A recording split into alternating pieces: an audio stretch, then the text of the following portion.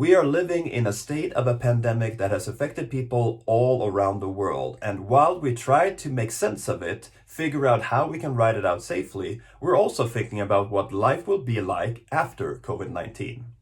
In this video, we're going to be talking about influencers and the coronavirus, and to do that with me is Dr. Crystal Abidin.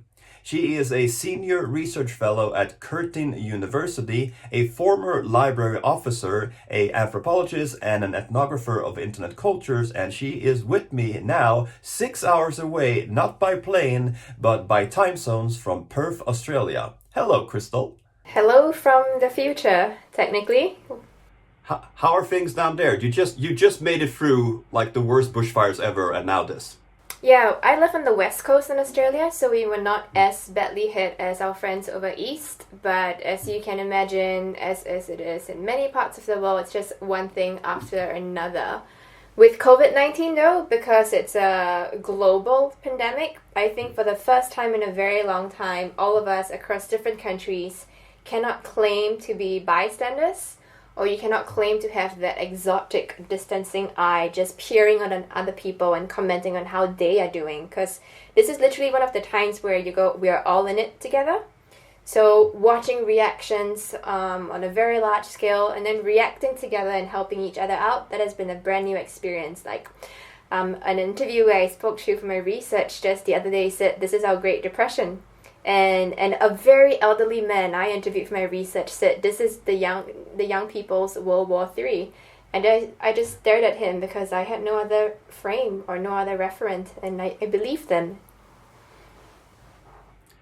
Yeah, it's I've been trying to kind of come down to the perfect adjective to describe the world right now, and I keep ending up on weird. It's weird. You know, I mean, here in Sweden, we're kind of used to the whole social distancing because that's what we do. If you go onto a bus and there are 48 seats and 24 people, no one will sit next to each other. So, I remember that from personal experience, yes. So we should establish how we actually met, because you have an academic relationship to Sweden. I didn't just slide into your DMs.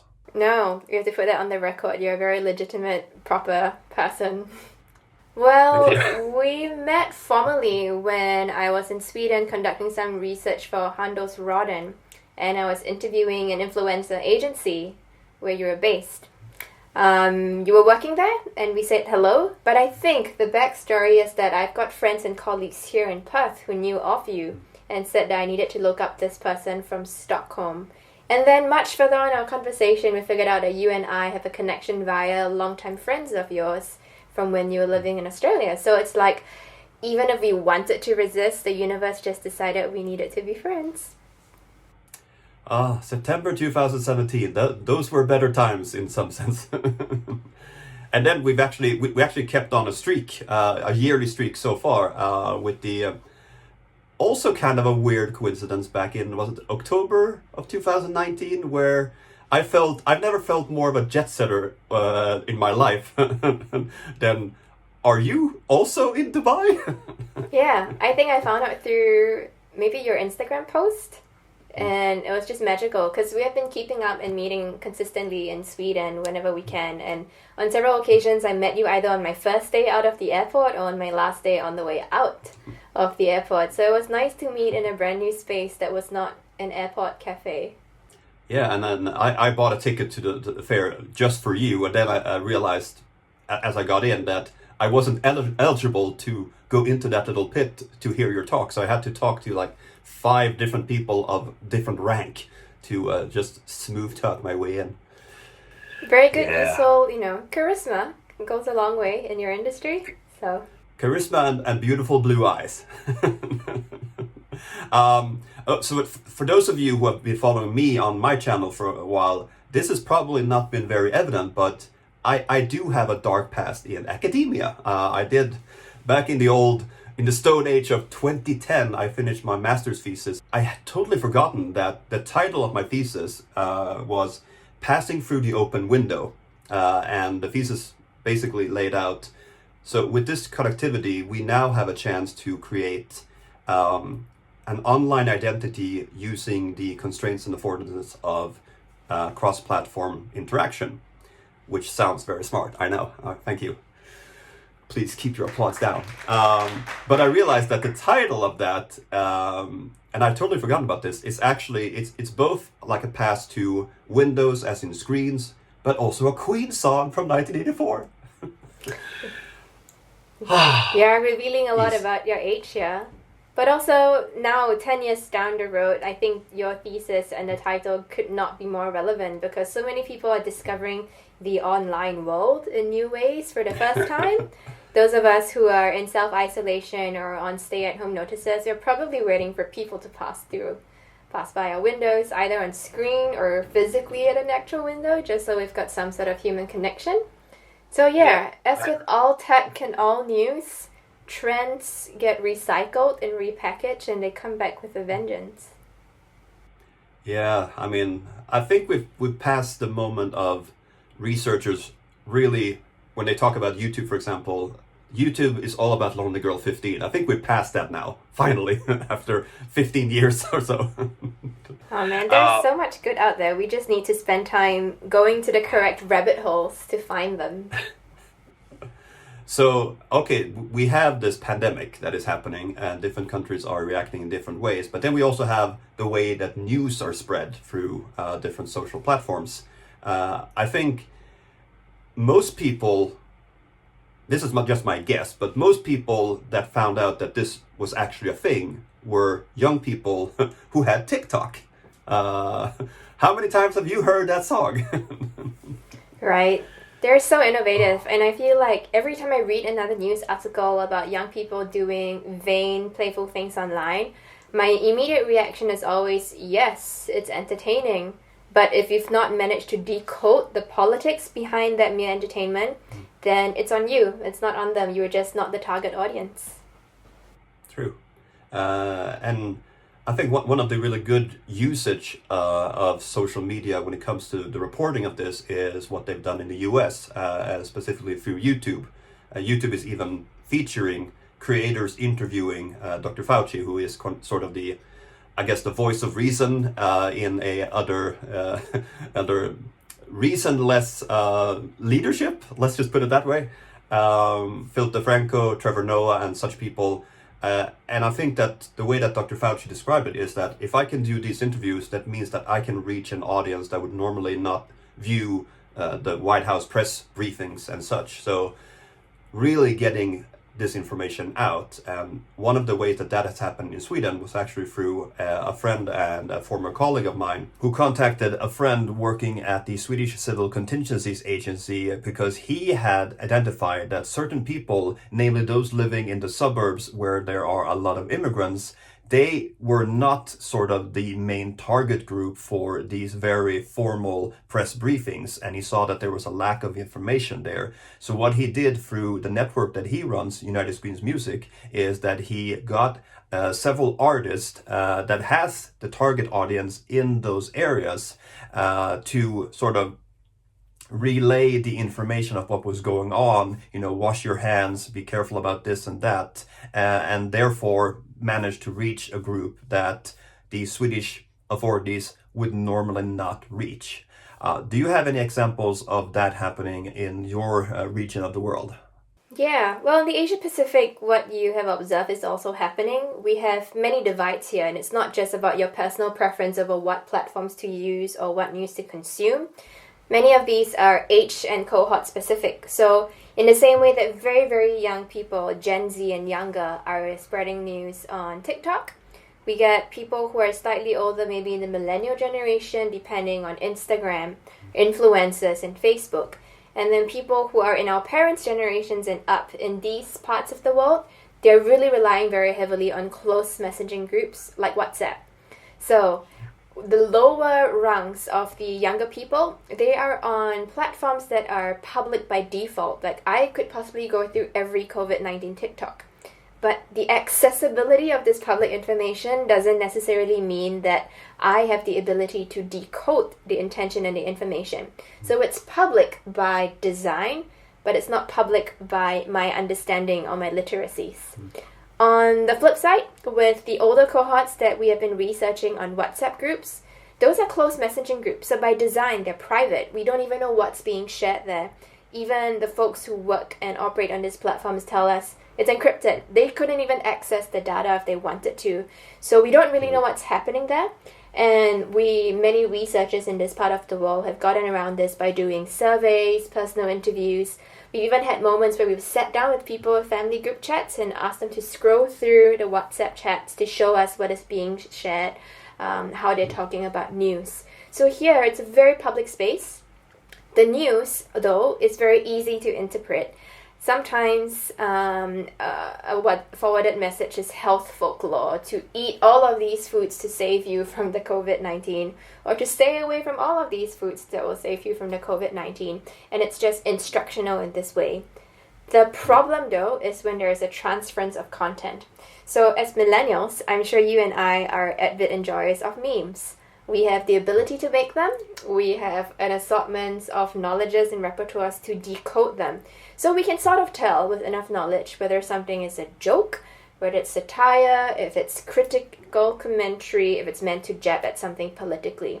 But without this awareness of how memes work, or even how subgenres of memes work, we are seeing a rise of these actual pictures, macros, infographics, shifting into the older generation WhatsApp groups, and being circulated as instructional manuals. So a joke about someone hoarding onions and eating onions to save you from COVID-19 as a joke about panic buying has suddenly become instructional health folklore on WhatsApp as please eat onions because they will save you from all diseases. And this flow of information with the mutation of how we understand the piece of internet folklore, as well as the types of literacies we have as individuals, this is something that is very ripe for studying, especially at this moment right now. Yeah, and I mean, we've had instances here in Sweden where influencers have used, in a way, used the theme of Corona to sell products. And the worst cases are actually like, in times of Corona, it's good to have this thing.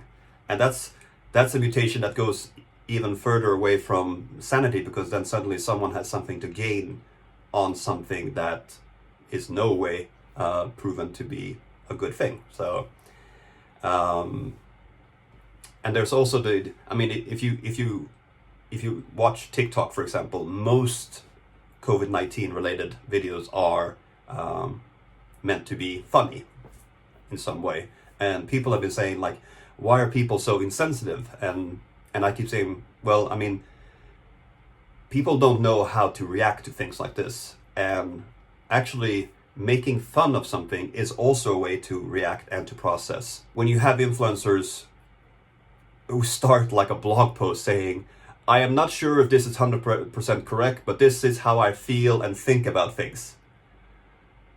You're treading a very thin line in your role as someone who actually influence a lot of people. You might be the sole, sadly, the sole source of information when you don't watch the daily press briefings. So the responsibility, the whole Spider-Man theme of with great power comes great responsibility, and when people don't know how to handle that responsibility, yeah.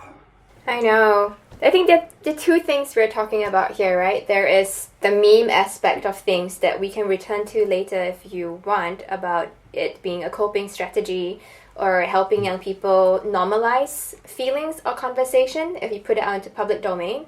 With the influences though, my most recent work has been looking at East Asian cultures of influences. So in China, Hong Kong, Taiwan, Japan, Korea, as well as Singapore and Australia. And in the same time span where the TikTokers and influencers were spotted licking toilet seats or exclaiming that they've just returned from a COVID-19 hit country, or pranks on April Fool's Day to say that they have the virus, in that same span of across a few weeks, I returned to a lot of the influencer agencies and the influencers whom I've interviewed in my study. And I just posited to them, look, these European, American, British countries are now probably on their first wave of COVID, and people are learning how to react. You guys across the ocean from us in Australia, you're now entering your second wave. what lessons can we learn? How has your industry been coping? Is the influencer industry ever going to be able to talk about COVID-19? And in these interviews, there are so many specific feelings of morality that come into tension with the fact that these are businesses that need to earn to put food on the table. So for the companies, for instance, the influencer agencies or those who have to pitch to clients who want to use social media marketing, they have really hard and fast rules, downright telling clients, don't use COVID-19 in your advertising, at least not for this product. Like, fashion is not going to save us from the virus. But there are still other clients who are working with these agencies and telling them that they want to push out their brand name, and the agencies are telling them, maybe wait a while. Maybe it's good if you have a campaign that doesn't maybe earn you money, but you can show gratitude and contribute from your own funds. So I feel like these influencer agencies, who usually get quite a bad rap when influencers are on the downfall or do something silly, they are right now behind the scenes advising companies on the boundaries to tiptoe along when they're trying to address the new normal. Because you can't possibly have everyone just avoiding the keyword or the topic altogether. It's not realistic. We have seen the rise of, say, home delivery services all throughout East Asia, working to address this situation. But there are still other businesses who cannot possibly sell you cosmetics or designer wear in this time, and they have pivoted to, comfort and loungewear and being at home. So it may not be their regular beat, but the businesses are trying to survive and push out their messages in tactful ways. The influencers, though, man, I think they are working very hard. I'm sure you're aware as a YouTuber that for a time, COVID-19 related content was demonetized. When you work with East Asian platforms, it is not just the demonetization. A lot of these young people and influencers are so used to governments shutting down entire accounts or censoring keywords. So it is a more top level and widespread occurrence, not just for influencers, but also for a long tail of other users. So they're very aware of how they need to be agile around wording or about addressing a topic. And the influencers I've spoken to all have strategies. Some of them are now focused on entertainment, cheering up people, producing types of information that can be consumed in enjoyable ways, alongside all the very scary news. So many influencers and meme factories are producing pro bono, free of charge, contents that also double up as public service announcements. While they're giving instructions to young people about washing your hands, staying home, mental health, feeling comfortable, they're also entertaining, and that's where they find their spirit and their contribution in this time. There are still other influencers I've spoken to for whom this is a life-changing experience. I know there are a lot of articles right now calling out travel influencers, mocking them, saying, what are you going to do now? How are you going to earn money? I know for a fact from my personal interviews with a good group of influencers that they are reflecting. Maybe not all of them, maybe not those who do not make it, who make the headlines for wrong reasons, but they are predicting that the industry has changed forever. You can no longer rely on just selling people things they don't need, or encouraging people to leave their countries and spend outside of your means. So I know that there is a cost shift happening in many of these verticals, and as much as influencers need to keep their rice bowl, they're also aware that they have to be responsible to viewers. They're also aware that if they want to help change the conversation, they have to act now, rather than just sit on their bums for 6 months not producing anything. There is a risk that you will become irrelevant and no longer considered in the industry, but there's also a risk that if you do not have a buy-in now, by the time the industry changes, you might have no say. So people who are very concerned about pulling their weight and making a more ethical post-COVID industry, I know they're working hard behind the scenes in these parts of the world that I've been looking at. The elephant in the room is enormous because people are scared of actually talking about this in videos because of the risk of it being demonetized. I mean, I was having discussions yesterday with two of the people I used to work with as part manager that I still, we're friends, so I still helped them out. And they were diagnosed with the coronavirus the other day, so they definitely know that they have it. And they wanted to make a video about it, and this is totally not the kind of video that they would normally do. They would do like trampolines and extreme stuff. and they were thinking, I mean, we are confined to our apartment. We can't go out. We can't go out and get stuff even for videos. We can have people deliver. So we really have to think about what kind of content we're going to be doing and how we can still stay algorithm friendly throughout this. Because and some people I've talked to have said, I mean, I'm really going to focus on what is happening right now. I don't care if I become demonetized. I still want to rack up the views. I still want to stay relevant. And then this will just have to be, a period in time when we go down a bit. I mean, that happens for most businesses at some point in time. It's just that now it's happening for basically everyone at the same time, which is weird. That's definitely true, but as a researcher of the influencer industry who's been doing this since the mid-2000s, I see a pattern in all of this. So in the last few years, whenever we've had some sort of natural disaster, act of terrorism, or a very big tragedy in a country, you have people going onto Twitter and Instagram putting out pray for X tributes, X being whatever that city is. And we know from research there's a trend of romanticizing some countries over others. If it's Paris, London, somewhere that looks romantic and luxurious, you tend to have more influencers narrativize the story as it could be me. Sometimes it's as frivolous as, oh my god, this is my favorite bakery in all of Paris. And like, okay. And this was just a few km away from this destination. I am so hurt by this. And like, okay.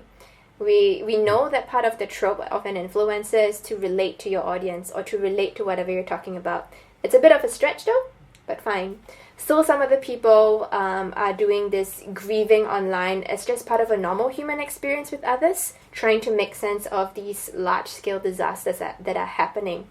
But when you have influencers jumping on a bandwagon in order to advertise themselves or push for more advertising using the platform of a natural disaster or a big tragedy, this is grief hijacking. You are bandwagoning onto other people's grief in order to push forth your message. And we've seen so much of this in so many different countries, and they've usually gone unpoliced. At the very most, it's a tabloid calling these influencers out. With COVID-19 though, I think in the very early days even, the slightest of influencers doing this have been called out immediately. I guess the severity of a health pandemic that's been wrapping the entire globe, the severity, the scale, the uncertainty of not knowing whether or not this will reach you. As I've said before, it's no longer you gawking at a distance, it's something that's oriental or exotic or far away.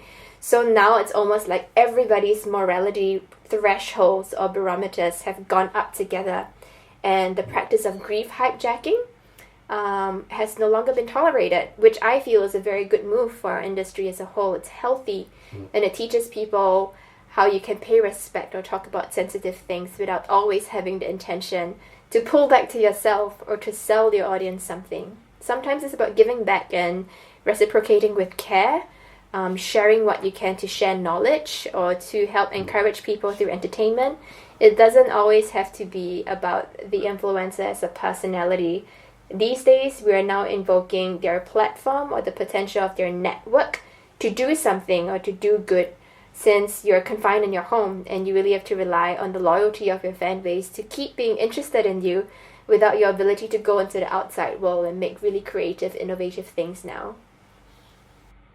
Yeah, and I mean, I was editing my monthly video, a part of my what did I do in September 2017 aside from meeting you. If I hadn't filmed that, I would just draw a blank. I was like, I have no idea. Which is probably because I have a very interesting life filled with so many cool moments. But I know, obviously, the month of March and the spread of this disease has obviously gone through different stages. But for Swedes, that Thursday the 12th, Friday the 13th, that was kind of like the middle of the month where there was a before and there was an after. That Friday was suddenly everyone in the store had toilet paper and pasta in their hand, and obviously, as a result of social media seeing what's happening in other countries, and then suddenly you have the CEO of the big TP company I mean, one of the biggest companies that produces toilet paper is Swedish. And they were like, I mean, we have a lot of trees. We're good. You don't have to. It's okay. So I think the threat of being isolated was there, and people just went into this weird, almost like a mob mood. But at the same time, historically, Sweden was technically not part of the World War II, whereas our neighboring countries were. So we have a different way still of reacting to threats, whereas our approach seems very casual, and we've been getting a lot of heat from from journalists from other countries saying that Sweden are not taking this seriously, whereas most Swedes, when you ask them, they think that it's a good balance where instead of being told what to do, it's a personal responsibility. And if there's one thing that Swedes are very good at, it's shaming each other for behaving badly. So it's sort of like, instead of telling your kid what to do, you make the kid understand why you should do this. Obviously, it's not a bulletproof system. We also have people pranking other people, especially elder people, that they have corona by coughing on them, and you kind of just want to get physical with them at first, and then, okay, how can we make them understand? Because I mean, Sweden did not shut down all their schools. High school and upper education has been like dislocated to the home, whereas class 1 through 9 is still happening. So now you have all these teen kids walking around the city with nothing to do. That's never a good thing. No.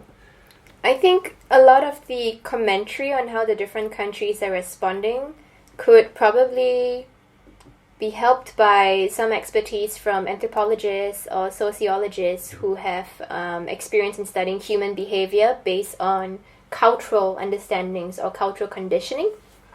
One of my informants who runs a PR influencer firm in Tokyo was telling me that, people say that Japan has not been panicking until the Olympics has been postponed. But he reminded me and other people whom he was speaking to that technically the Japanese tend to be already a mask-wearing culture, right? So as a threshold, a lot of the behavioral modifications that people have or are pushing out for the first time as a new experience have been taken up in Asian countries for a long, long time. Like in South Korea, wearing masks sometimes can be because of the fine dust, sometimes because it's cold and you need to be able to breathe well in the plane. Sometimes it's just because you're feeling bloated, or K-pop stars who are on their off day and don't want to be caught on camera. So there is a really, really rich vocabulary of a lot of these new social practices, like using hand sanitizer, wet tissues, that those are icons in places like Singapore that have been long in an everyday vocabulary and practice pre-COVID. So without really knowing where each of these countries were in their stasis pre-COVID, and we're just talking about the new actions that have come into place, even with the sweet psyche, for instance, I think much of the debate that we see on online forums somehow discounts the efforts being made because they're comparing on newness or they're trying to compare on severity. But the mindset is definitely something that's important. If I was still living in Sweden as I used to, I remember the times where if you were standing in the bus stop, you would be never caught dead standing next to a person, right? And when I spent some time in Norway, in Denmark, and Finland, the distance only grew wider and wider. Like, that is the general accepted bodily parameter of distance. So some of these things are already cultural. They don't have to be taught. And just because they're not in the news and not being discussed does not mean that people are not already conscious. I also think that at the moment, panic media or media calling each other out is not the most useful.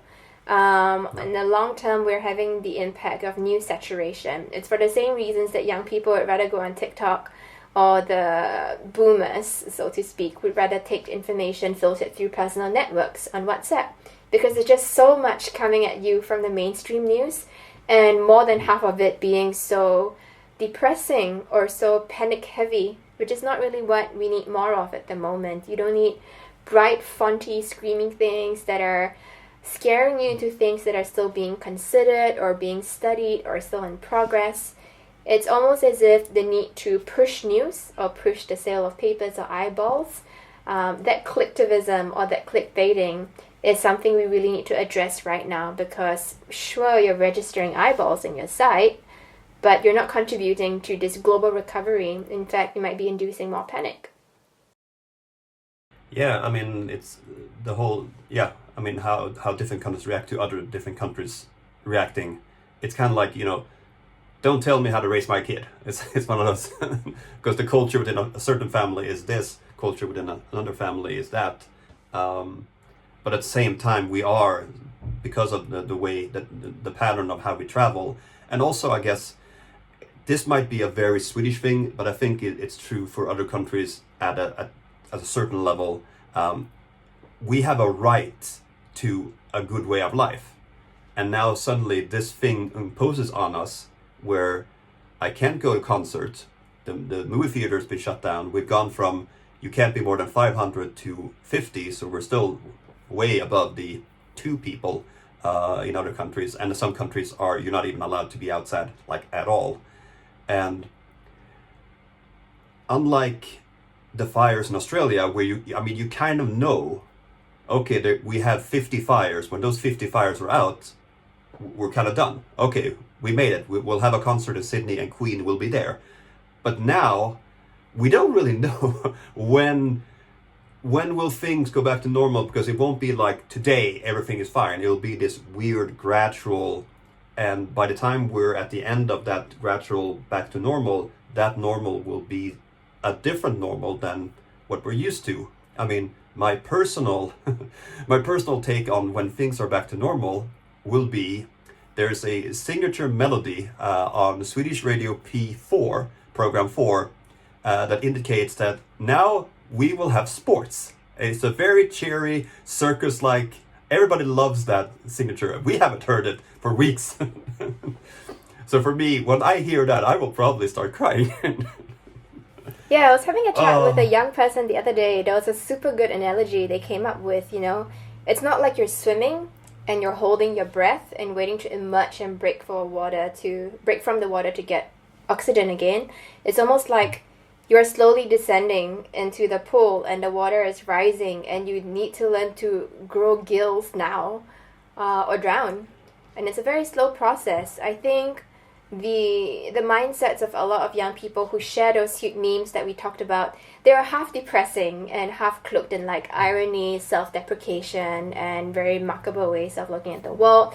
They're half humorous because memes primarily in their very original form allowed young people to share humor and sentiment that way. That's how they circulate. Sometimes they're caked in a lot of critical commentary, but readapting a format that they're so familiar with is just part of the process of transiting to this new normal. If something makes it into a meme, it's almost like that is a threshold to indicate that, okay, this is up for public discussion now. It's no longer so taboo. We can chat about this in an open way. So, yeah, I want to really push back on that perception that some people have that young kids are memeing things and making light of the situation, because this is part of growing into the new normal, whether it's trying to make sense of the information, incorporate it into your daily routine, or reaching out to other people who are coping in similar ways. If you're the variety of human that needs to go online and look for people in a forum, those are in place. If you need to call up a friend for a chat or Zoom, those are in place. If you're the sort of person that needs to work constantly to take your mind off things, there are so many guides out there teaching you how to be productive in the pandemic. On the flip side, you also have all these really, really good advisories telling you you don't need to be productive in the pandemic. It's okay if you can't concentrate or you can't work. So I think all of this information is tailored to the massive varieties of humans and our reactions. Whereas we often see on social media people kind of like competing with each other in the same way countries are, talking about how my method is better than your method is worse, etc. And like, yeah, maybe that is the discussion that some people need to hear in order to decide which camps they need to slot themselves in and be happy with. But the more the merrier, because we are not the same type of soldier cut out of the same mold, and we all need to cope by sharing resources and helping each other as best as we can. I think the world, and you're definitely pointing at it, is having sort of my personal approach to life. I use comedy as a self-defense mechanism, the Chandler Bing approach to things.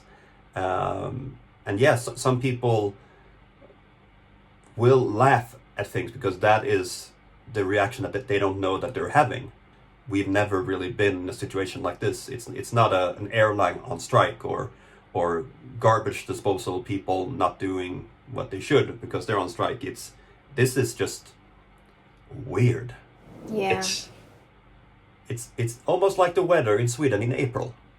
You know, one of my research participants who runs a very successful commercial meme factory that does advertising was telling me the other day that memes don't always age well. So I challenged them and I said, you know, the OB markers are changing every day. Something that is okay to be ha-ha laughing at today may be completely insensitive tomorrow. So case in point, before there was an official name or vocabulary for the virus, a lot of people were just calling it the Wuhan virus or the Chinese virus. This was in December, January, right?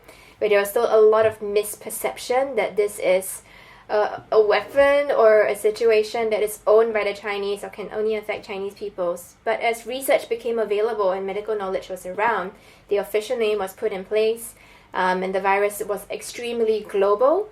There were new sensitivities about the vocabulary around what to call this. So many people were calling out the president of the US for, at this stage, this very, very late stage of development, still sticking to the old racist designation of the term.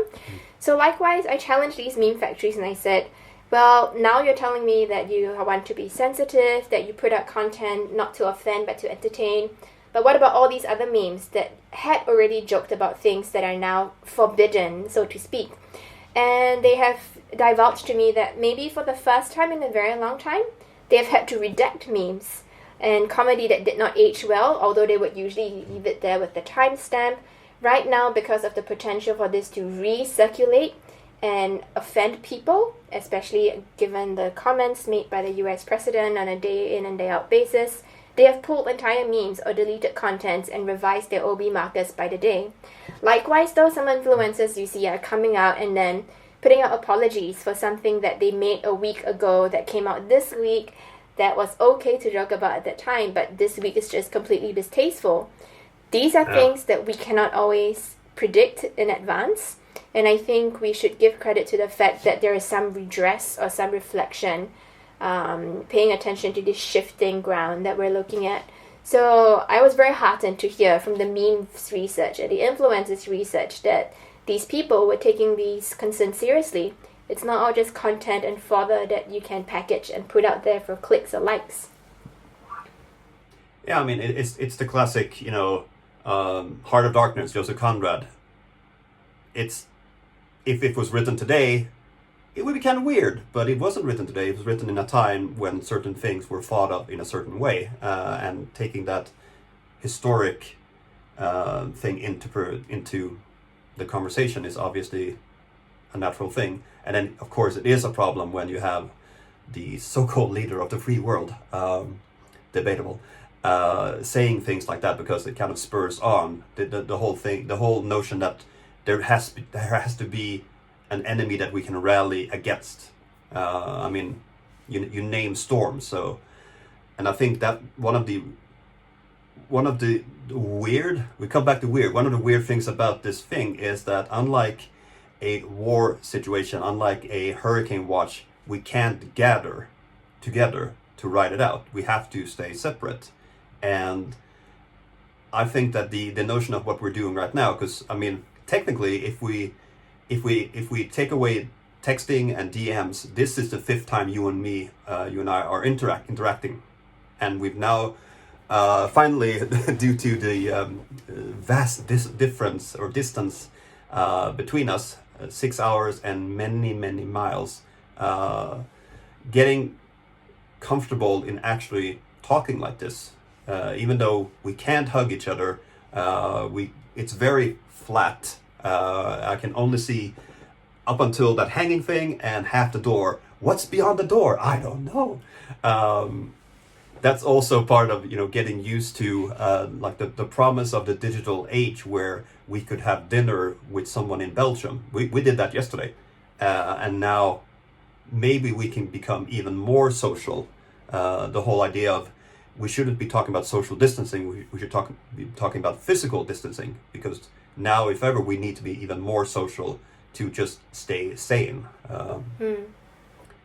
A friend of mine in the U.S. said that you should reach out obviously to your grandparents and the elders who are definitely in a risk group, but maybe more than ever to your friends that are single and doesn't have kids, because those are the ones, especially if you're in a country where you're not allowed to be outside and about.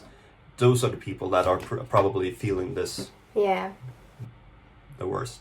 Yeah, I've definitely experienced that with both my partner and my families are far away. They don't live with us here in Australia, but we've got very, very good tight networks of Asian diaspora communities. We used to see many different groups at least once a week, so we meet many people across different nights. One of these groups, though, has a lot of couples who are slightly older than us who have a lot of children. I'm talking like anytime we meet, there might be 15 to 20 young small critters running around. And we are used to having company like that. Of all the couples there, we are probably the only ones who do not have children.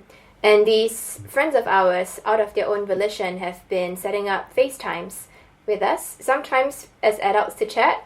Most times, though, just for us to hang out with their kids, just chat with them, baby talk with infants, or to see drawings that are being shown off to us by kindergarteners. And it's nice because I feel like our friends are recognizing that we have different needs, or we have different social needs even. Sometimes someone whom I chat to professionally like that for work, I could later in an hour's time be texting on a completely different issue, or messaging on Facebook for jokes or for work again. And it's all of these different contexts happening simultaneously. The biggest difference now, though, I think the key word for everything we've been talking about is acceleration. When you talked about the heart of darkness and things not aging well or being put in time context, even with the cartoons, the Disney cartoons that used to portray blackface, usually we get that perspective because there has been time that has passed. We can put our reflections into words, and then we can establish what the new normal or the new moralities are. Time on the internet is already accelerated. There's so much research on that. But in the time of COVID-19, I think that has just been supremely amplified. So, something that's okay to joke about yesterday is not today. Something that was unknown yesterday, there's new news being developed all around the world about the virus and about our own safety and our own health very, very quickly. So information is not just coming up and competing for your attention. It is literally being substituted or replaced. Maybe it could be that we did not need to wear masks because they only helped if you were infected or if you were sick. And then now some other countries have got new research saying everyone who leaves the house should do it. So there's a lot of conflicting information, not because they are competing, but because they're being replaced at different rates. Likewise, in my own home space, even though I'm very used to working online and all the times I've been traveling or working from home, I did used to have different work boundaries. So for instance, if it's past a certain number of hours working in a day, I wouldn't tell myself to take a break. If I say 8 hours, it doesn't mean it has to be like 9 to 5. If I start work at 6 p.m. because I'm a night owl, it could be 8 hours after 6 I stop. But now, I think a lot of people like us, our colleagues who are experiencing work from home for the first time, are finding ourselves just falling into overwork culture. Sometimes because the arrangements are different, it takes longer time to work things out. Sometimes because it helps to take our mind off things. The fact that so many of my colleagues have now seen my room, and I usually would not want to have this private self put out on the internet so publicly, we are all accelerating in the changes we adapt to and how much of ourselves we're giving out. I'm also finding myself now voluntarily sharing all my plants online to random strangers going, here's how this thing is growing. Good job, buddy. Good growth on you. And then the next day, here is a new baby leaf that my friend has sprouted. And it's my way of trying to find some sort of regularity or time because plants haven't changed. They still grow at the same pace. And for me, that is within my grasp as time as a concept has really been changing so rapidly for us right now. It's interesting. I was just having the Lonely Girl 15 reference back in my head, where a lot of the focus on what YouTube was in the very beginning was that you suddenly had access to each other's home space, I mean, most of those videos were shot in the person's bedroom, and now the whole world is kind of involuntarily experiencing that 15 years later. Huh. Yeah. Earlier this week, Weird. I put out a bit of research on home vloggers. I'm sure you're quite familiar with them. These are YouTubers whose entire genres... Never heard of. Oh, really? They're YouTubers, often in East Asia, who blog about their homes. Like, literally, sometimes you don't even know what they look like. You see their body from the neck down, or you see like a 2-second glimpse of their face. But all of their videos focus on hanging out at home as a lifestyle. And it's very tasteful, very artful. It's not just me peeking in the background trying to see what's there. It's literally them slow panning, looking at a pot of flowers for 10 seconds, having some commentary about life and philosophy, and then going on to a certain thing. Or displaying all their wares, like, I did the dishes today. Here is this bowl, and here is a spoon, and here is my mug. And they have really encapsulated in East Asian YouTube culture, hanging out at home as a lifestyle for various reasons. Many of them are stay-home moms or freelancers who spend a lot of time at home and need to make content or do this as a hobby. But still many others talk about staying at home as part of their recovery, maybe out of mental exhaustion, overwork culture, needing to recover from some sort of breakdown or personal crises. And they can't go outside, or maybe out of pollution or the crowds or fear of interacting with people. The house is the safe space in the locus. And it's been really, really wonderful to watch in the last few weeks these core groups of YouTubers pivot their contents to address staying at home as a lifestyle in the age of COVID-19, because the philosophies, as you pan across the flower pots, are very encouraging to people who are doing this for the first time and probably losing their mind from staying at home. And they're giving out advice about how you can remain calm. Look at these things that you can split into fine hair. You can look at your marks, appreciate tea time, not just make it, drink it, go to work, take time for yourself. And I think it's a very different type of influencer culture than a lot of what I know of in Europe and the US, which is a talking head person based on a face or a personality who creates a connection with you. These hanging out at home vloggers, for the most part, you may not even know their names or how they look like, because the focus is on the environment and the space. And I've so much enjoyed their recent advisory videos to young people or people who are staying at home for the first time on how to cope. It's been very calming. It used to be that when I was staying in random rental homes or hotels when I was traveling, I would just leave these videos in the background for the last many years because it feels homely to have someone else at home. These days, though, I watch it just for a sense of calm.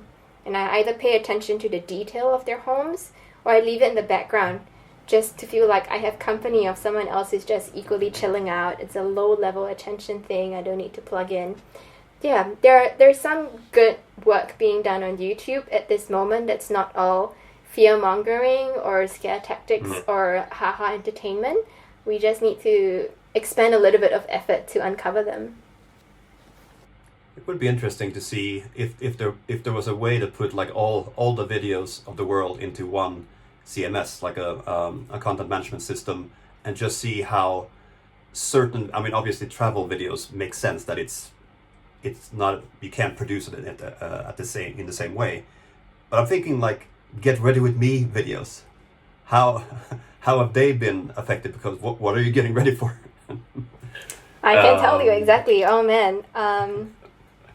The first wave of countries who were hit in East Asia, so many of the Get Ready With Me videos around February, and then the second wave after Fashion Week when everyone had to come home and stay home from Europe, they were now Get Ready With Me as in what outfit should I wear at home unrealistically to simulate the fact like I'm working or going out. There's advice about how you can wear jeans that look very nice but actually still feel comfortable, or jeggings. Yeah. To trick your body into thinking you're going to work, or to trick your body into thinking this is part of a normal routine. Or self-care, like instead of these eyelashes, get these eyelashes because you're going to be staying indoors, nobody needs to see you, and they feel more comfortable.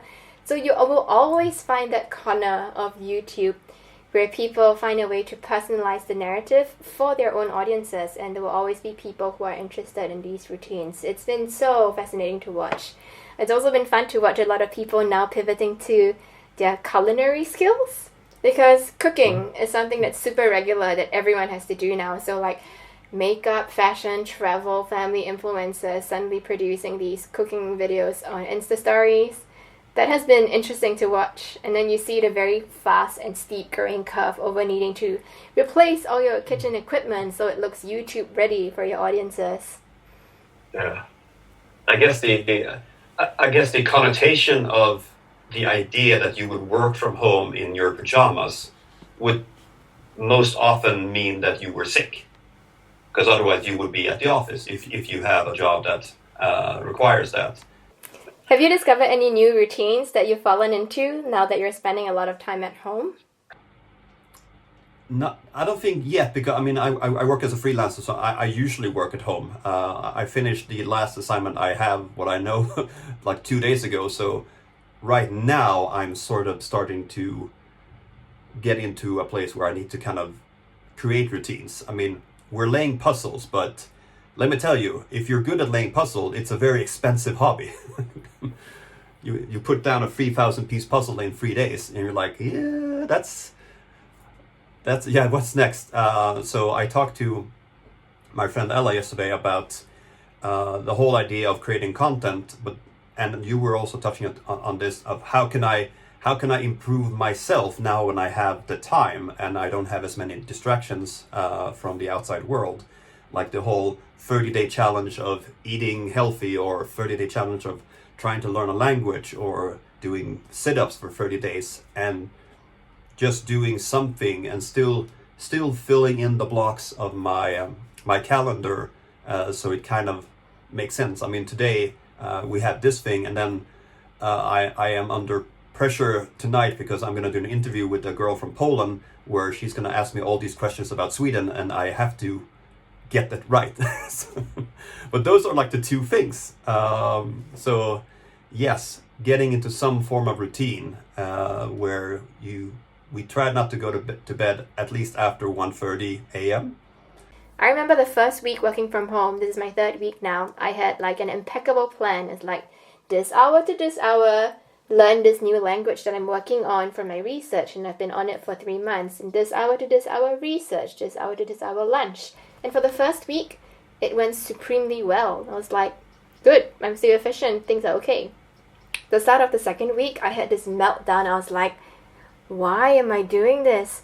Who cares about my schedule? I mean, it's all neat and color-coded, and I'm very happy, but in the grand scheme of things, I would think I needed to allow myself to experience all the things that I'm trying to block out just because I have got my regimental routine. So if I felt like grief and crying and calling a friend, I did that. If I felt like, hey, I'm really optimistic and cheerful today, I'll write something encouraging. If I felt like I needed distraction to work, I'll do that. I went through a phase of needing to learn how to garden, and I'm now a professional plant lady. So it's a new experience for me as well, being usually someone who's very disciplined and very well organized, to listen to what my body is trying to tell me. And I think this is a once-in-a-lifetime chance. There is no other time, I hope, in my entire lifespan where the mass world, the globe, has been affected so drastically by something that everybody agrees it's okay to be gentle on yourself right now. And now we're on to week 3. I think on week 3 here, I've had so many different routines. Some days were like, this is the schedule for the day, I'm following everything, good. Some of the days I'm like, I'm going to work till 5 a.m. because that's where my brain is at right now. I need to write. And then for the next day I wake up, I'm like, I have finished 1 season of a thing on Netflix. Accidentally. So, It just happens. It just happened. I think it's probably a moment of self-discovery for those of us who have the chance to do so. And like you, many other people were probably going to find new talents and new skills, which is also a precious time for us to use. Yeah, it's probably a documentation that needs to be done because it's going to all be lost to memory. Like, what did you do? What were your reactions? How are your routines like? And I'm glad videos like that or conversations with friends like that are helping us to archive things. So yeah. Yep. I guess everyone within the so-called influencer business, aren't we all influencers, should just have to figure out what is it that they really want to do, and what is it that they really want to explore, because as you said, now is the chance to just look at yourself and, I don't know, maybe do your dishes by hand, because then the brain starts working. It's like, I could be doing this instead. So if you're bored, do something that's even more boring, because then your brain will be like, oh, we could do this instead. Classic. And it's also it's good for the mind to listen to Bill Joel and do dishes. Okay, so we're on week 3. It would be interesting to have another chat in a couple of weeks just to see what were we talking about back in early April. Week 3, week 13, week 30. Hopefully not. We'll see. My Corona beard is getting big now. Oh man, I'm so intrigued by this idea of us coming up with new timestamps to mark time. So I know many people, I'm not sure if you are, but many of my friends are keeping beards because that is, you don't have to look presentable for work as much as you need to anymore, and it's a way to mark time. I've told you how I've become a new plant lady, tracking the progress of growth. Some of my other friends have taken to recording sounds or dialogue or diarying. And I wish that as early as now, there's a way for all of us to consolidate all of these memories of how we experience time in this era. So yeah, maybe a time capsule of sorts would be nice, just as a moment of reflection as well. Yeah. Well, let's do that. Let's see if we can reconvene like this in a couple of weeks. So, okay, so I'm going to link the resources of Crystal's work in the description, and it'll be like one of those from library officer to professional gardener and all in between. I love your presentation on your website. It's rare, and I think this is one of those things that we talked about this when we first met, that really dynamic hour back in September of 2017 about me potentially returning to academia at some point, and the reason why I did not continue to pursue it. I mean, I've always been one of those that people are always telling me don't have your own original thought, just rehash what everyone else has said, but in a new way. And I want to be able to have my, what if no one goes for the blonde? Like the whole John Nash approach. So maybe in the future I will return to academia and you will return to be a percussionist. Who knows? Come back to the dark side. Maybe we should do body swaps. I mean, what is stopping us from doing a day in the life videos, right? If I give you a schedule and if you see you can stick to it within the confines of your home. So for instance, if someone were to ask me to do a workout or a morning exercise, I could probably use my entire shelf of books and give everyone a good laugh because I have not exercised since 2006. But, with some capacity for creativity, this would be a fun challenge for people who are up for this sort of like digital pen paling or role playing. Real life RPG. I feel a glove has been thrown here. I think we'll have to sort this out in DMs, but yes, why not? I mean, life finds a way. Yeah. Cool. Any closing remarks? Any smart things that you want people that have been with us for the last hour to kind of take with them into week 4? I don't know. I don't feel like I'm particularly smart now, more so than ever. And I think we are all trying to make sense of what's happening to all of us. It's probably, I don't know. I think the opportunity to chat with people and be more intimate in different ways has been very welcoming, because in Australia, as you do in Sweden, the first 10 seconds or 2 minutes of any conversation is your mandatory check-in. Like, how is everything? How is the wife and the family? Have you had your food? How's everything going with work? And then you're like, okay, so...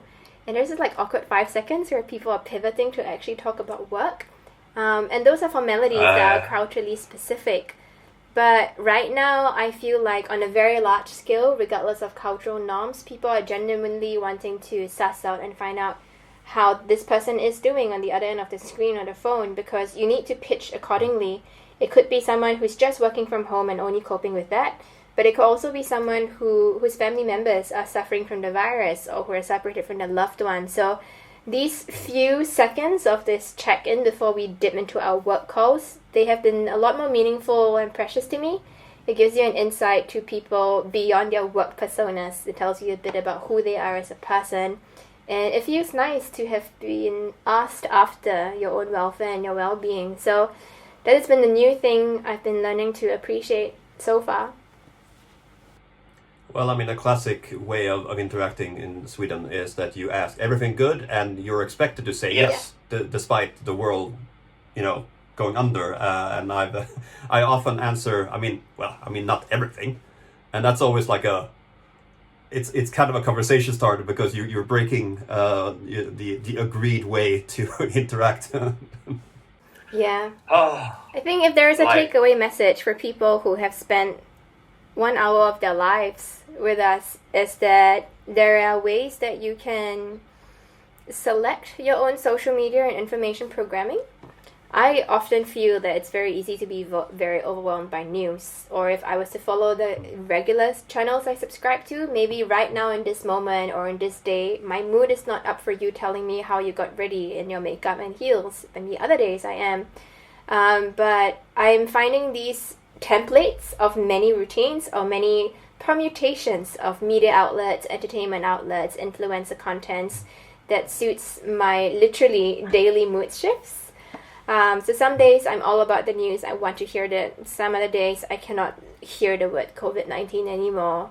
And curating these different streams has been very healthy and helpful for me, because I don't feel immediately overwhelmed and stuck in a rut like I'm addicted to information or these routines. I just know, all right, this version of Crystal today doesn't want to get on with the news. I want to watch people put on makeup. Or maybe this version of me today wants to get into political groups and activism. And I hop in and out of these rabbit holes for myself, also learning more about my own recovery or coping, as many people are right now. So that has been the most helpful, at least as a convergence of being a social media scholar and an actual human being living on social media.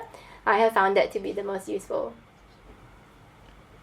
Yeah, and I mean, basically how you pick your music, depending on what mood you're in, you pick whatever, if it's video or if it's memes or text or whatever it is. And I do feel that if there's some redemption that has been made onto influencers, it is watching watching these really, really big night show hosts trying to do the same thing in the comfort of their home, in the most echoing room possible. And at least some of them are acknowledging, I have a whole new respect for YouTubers for what they do when you don't have a whole crew with calling cards. It's been interesting to try to make a joke when there's no one laughing. Yeah, and I think now more than ever, people are realizing that every time you put influencers down for merely producing content online, you're forgetting that you're discrediting all their various skill sets. It's literally not just about knowing how to make a video, snippet, edit, put out there. It's also advertising, keeping up the news, coming up with scripts and topics, remaining good PR ties with your followers, with your fellow influencers, with your clients. There's a lot there that people are learning to do now and realizing that it's something you need to learn. So I'm hoping that at some point, some influencers would be able to point this out and remember the next time you put an influencer down for all of these skill sets rolled into one tiny human body. These are essential skills. I mean, in my line of work as a professor or a lecturer, there have already been so many case studies of online lectures gone wrong, people unable to turn off filters. And it's an insight into how much this industry is packing into a single person that we don't always get to acknowledge. So says anthropologist and ethnographer of internet cultures, Dr. Crystal Abidin, as Phoebe Buffet, the kind of doctor that doesn't help people. Yeah, I can't save your life, sorry, but I can write about it. I can have people create a meme about it. Let's check in a couple of weeks and see where we are. Hopefully in a much better time with your growth beard and maybe with one of my plants. I have so many plans for the future. So that was our talk. What did you think? Leave a comment and give your point of view on what you think about influencers and the coronavirus, or just coronavirus, COVID-19 in general. How are you feeling? How are you doing? How are you looking at the world from your window? And what do you think the world is going to look like when we hopefully pass through it? Let me know, and I will see you next time you click on one of my videos. Bye.